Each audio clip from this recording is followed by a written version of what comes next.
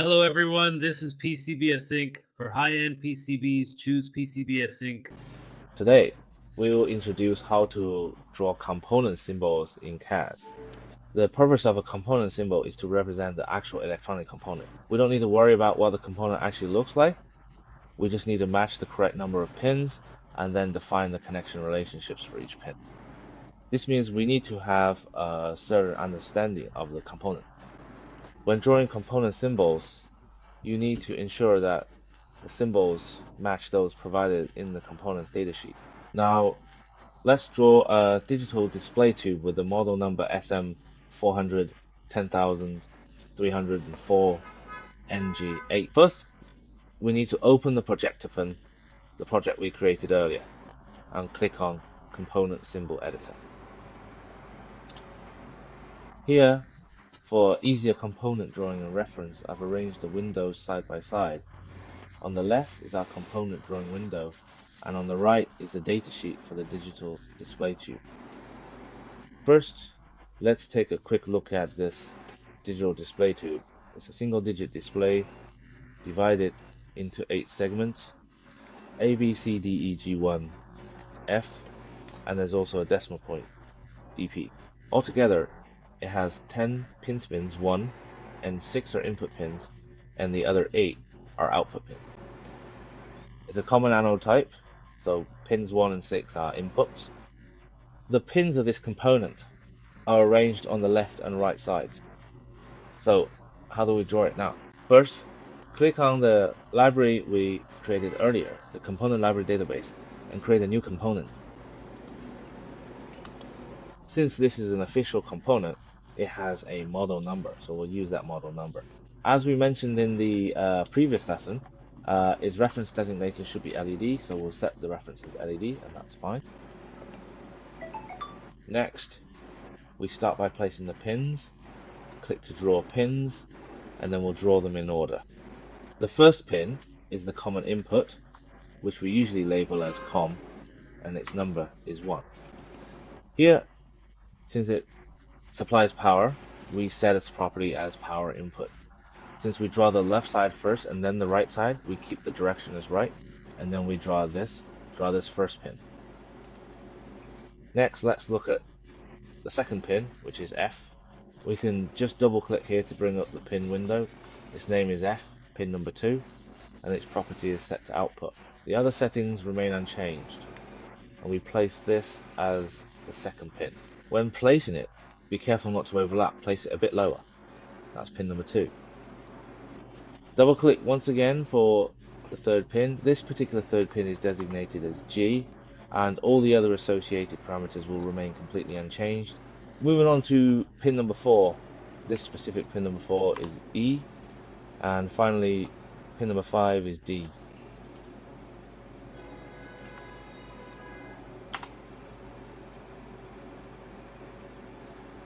Now, pay attention to pin number 6.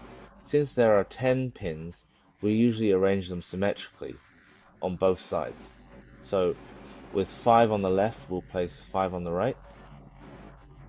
The order is usually 1, 2, 3, 4, 5, and then from bottom to top, 6, 7, 8, 9, 10.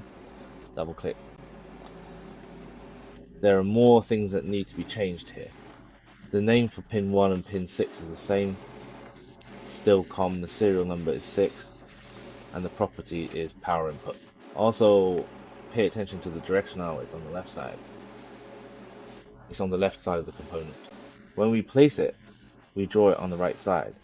Usually the drawing is symmetrical, so pin 5 and pin 6 are placed in the same way, just a bit farther apart, because later we'll need to draw the symbol for the digital tube inside to make it more illustrative. 6, then 7, represents the concept of dynamic programming, or DP, which is a powerful algorithmic technique. Following this, you will need to meticulously change it back to the desired output format, ensuring that all other parameters and configurations remain precisely the same and are not altered in any way. 8 is C, and everything else remains completely unchanged, just as it was before, without any alterations. Specifically, the number 9 is represented by the letter B, and the number 10 is represented by the letter A. This is a common convention in certain systems.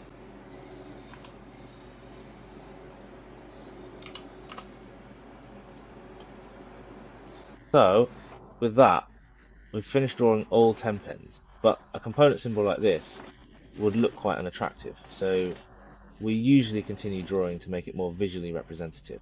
So first, we need an outer frame. As we discussed in the previous lesson, we draw a rectangular frame. The rectangular frame should have the component pins just touching its edges, extending outward like an IC. With this, the basic outline of the component is already formed.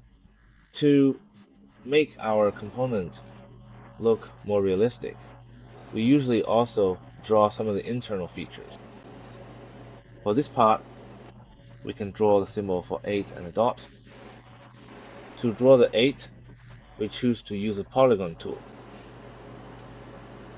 First, draw a horizontal line, then a diagonal line, another diagonal line, another horizontal line, a diagonal line, and a horizontal line again. Then draw the middle horizontal line and right click to finish. There, the 8 symbol is now complete. Next, there's a dot. For the dot, we can simply use a circle. The approximate position is right here. Alright, now, when we look at this component, it matches the datasheet very clearly. When we draw the schematic symbol, we'll also have a very intuitive understanding of it. So remember to click save. Once you save it, it will be in our library.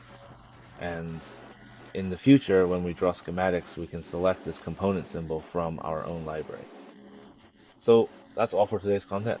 Next time, we'll talk about information related to PCBs.